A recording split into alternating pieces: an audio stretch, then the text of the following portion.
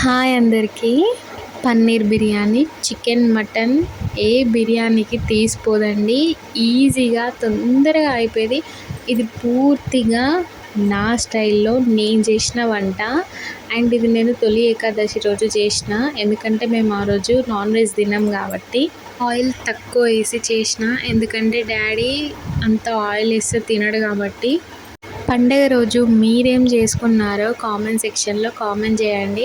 వచ్చేయండి రెసిపీ చూద్దాం. పక్కన బాండి పెట్టుకొని ఆయిల్ పోసుకొని మసాలా దినుసులు అందులో వేసుకొని ఉల్లిగడ్డ, పచ్చిమిర్చి, అల్లం వెల్లుల్లి పేస్ట్ ఇవన్నీ వేసి బాగా కలుపుకొని ఫ్రై అయిన తర్వాత చిన్న ముక్కలుగా కట్ చేసుకున్న 2 టమాటాలని అందులో యాడ్ చేసి బాగా మగ్గనివ్వాలి. అది మగ్గిన తర్వాత పసుపు, కారం, ధనియాల పౌడర్, గరం మసాలా పౌడర్ ఇవన్నీ వేసి బాగా కలుపుకొని అవి ఫ్రై అయిన తర్వాత దాంట్లోకి మనం నానబెట్టి పెట్టుకున్న బఠానీలు, చిన్న ముక్కలుగా కట్ చేసుకున్న క్యారెట్, క్యాప్సికమ్, పుదీనా, కొత్తిమీర, కరివేపాకు, ఒక చిన్న పక్క నిమ్మకాయని కూడా పిండుకోవాలి. అన్నీ ఒక్కొక్కటిగా వేసుకొని అవి మగ్గనివ్వాలి. దీంట్లో మనం వాటర్ ఎక్స్ట్రా యాడ్ చేయాల్సిన అవసరం లేదు. ఎందుకంటే ఈ క్యారెట్, క్యాప్సికమ్ మనం బఠానీ నానబెట్టాం కదా, దాంట్లో నుంచి వాటర్ వస్తుంది.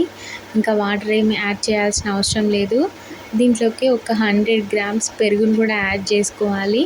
వేసుకొని కొంచెం మగ్గిన తర్వాత దీంట్లోకి కొంచెం ఉప్పు వేసుకున్న తర్వాత మనం పన్నీర్ ముక్కల్ని కట్ చేసి పక్కన పెట్టుకున్న పన్నీర్ ముక్కల్ని ఇందులో యాడ్ చేసుకొని ఒక 5 నిమిషాలు మగ్గనివ్వాలి.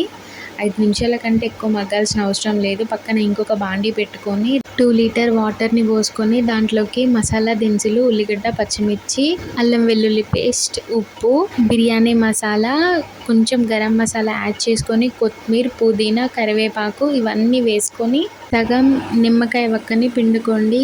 నీళ్లు బాగా మరిగిన తర్వాత దాంట్లోకి మనం నానబెట్టుకున్న రైస్ని అందులో వేసి ఒకసారి కలుపుకొని పక్కన ఇంకొక గిన్నెలో పన్నీర్ కర్రీని ఒక దాంట్లోకి షిఫ్ట్ చేసుకొని దాంట్లోకి ఫ్రైడ్ ఆనియన్స్, కొత్తిమీర, పుదీనా ఇవన్నీ వేసుకొని 80% ఉడికిన రైస్ని కూడా లేయర్స్ లాగా వేసుకోవాలి.